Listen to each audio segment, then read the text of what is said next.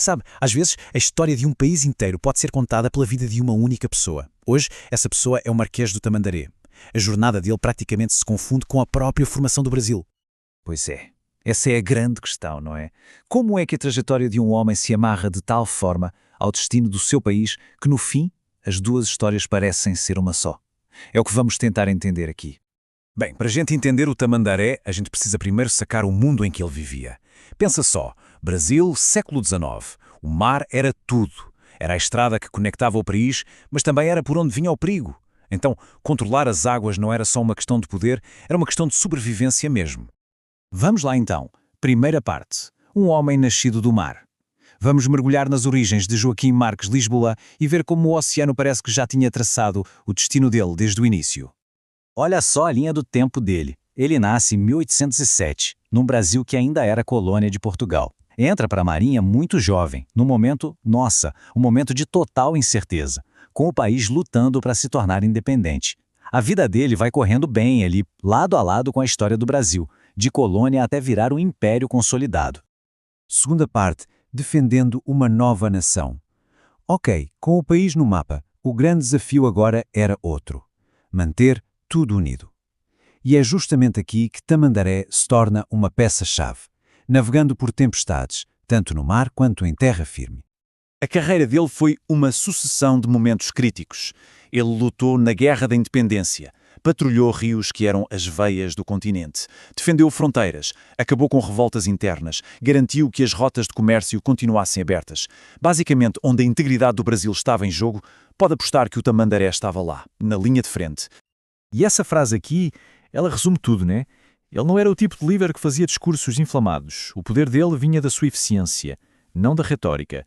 Num império que ainda era jovem e estável, ser previsível e competente valia muito mais que carisma. A confiança era construída com resultados, não com palavras. E foi exatamente por isso que ele subiu na carreira até virar marquês. Não foi sorte, nem favor. Foi construído com base numa competência silenciosa e uma dedicação absurda. O Estado confiava nele por um motivo bem simples. Ele entregava resultados. Sempre. E sem fazer alarde.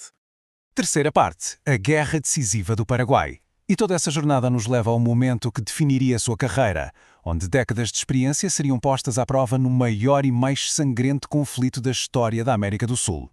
A Guerra do Paraguai foi um conflito de uma escala brutal, difícil até de imaginar. E no coração da estratégia da Tríplice Aliança estava o domínio naval. Adivinhe qual era a especialidade de Tamandaré? Exato. A estratégia naval dele foi uma aula de lógica militar. Não era só sobre ganhar batalhas, era sobre asfixiar o inimigo. Primeiro passo, isolar o Paraguai com um bloqueio no mar. Segundo, cortar as linhas de abastecimento deles nos rios.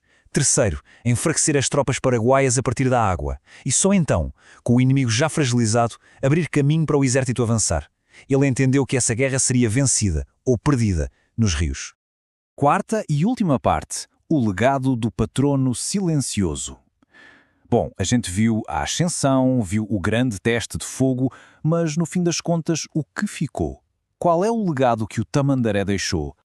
Para entender a figura dele, é preciso analisar de onde vinha sua autoridade. Não vinha de um cargo político, nem da fama. Vinha de algo muito mais raro. A constância de uma vida inteira dedicada ao serviço e do respeito que ele conquistou em inúmeras crises. Ele nunca quis os holofotes. Eram os holofotes que o encontravam. Parem para pensar um pouco. O cara serviu sob 3 imperadores diferentes. Enquanto o Brasil passava por revoluções, crises políticas, mudanças sociais gigantescas, Tamandaré estava lá. Ele era a âncora, um ponto de estabilidade no meio do caos, sempre leal à Marinha e ao país. E é por tudo isso que ele se tornou o patrono da Marinha do Brasil. Esse título não é só uma honra, é a definição do seu legado. Ele representa os valores de disciplina, lealdade e um tipo de serviço à nação que vai muito além de política ou de glória pessoal. E isso nos deixa com uma reflexão para fechar. A história está cheia de figuras carismáticas, barulhentas, mas a história de Tamandaré nos faz perguntar: será que as nossas nações e instituições não são, muitas vezes, sustentadas por aqueles que não fazem barulho? Por aqueles que, em silêncio, apenas garantem que a estrutura toda não desmorone? Fica aí a pergunta.